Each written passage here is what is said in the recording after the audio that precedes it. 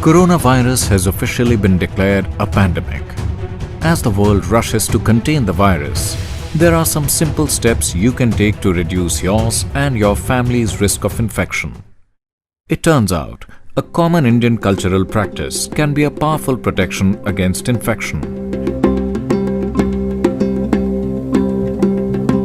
A study published a few days ago in the renowned New England Journal of Medicine looked at how long coronavirus can survive outside the human body and infect surfaces in our homes, offices, and elsewhere.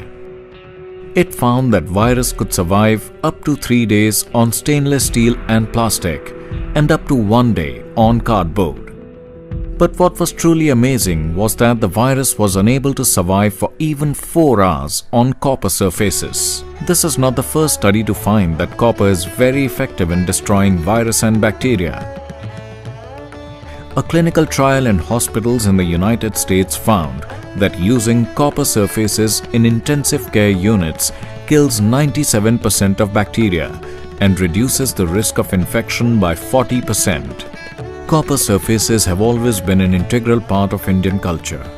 We drink water from copper utensils and eat food from copper and brass plates.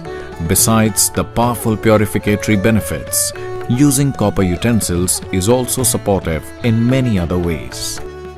The way the water has to be kept in one's home, there is a whole science about it, how to keep it, in what kind of material, how to treat it.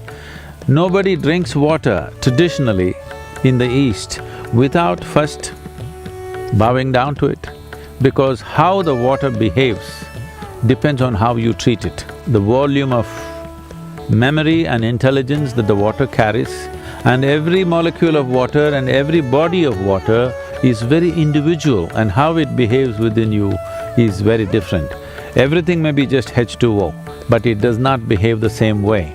So how to treat the water?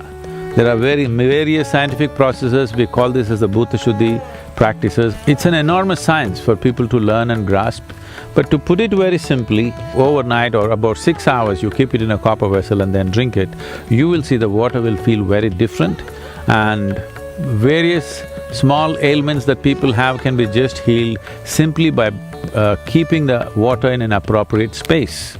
An appropriate space also means proper aeration is there, and how you treat it above all. Your emotions, your thoughts about the water, being conscious about it, that this is a major ingredient of who I am right now. This is not a commodity, this is life-making material. If you treat it with the necessary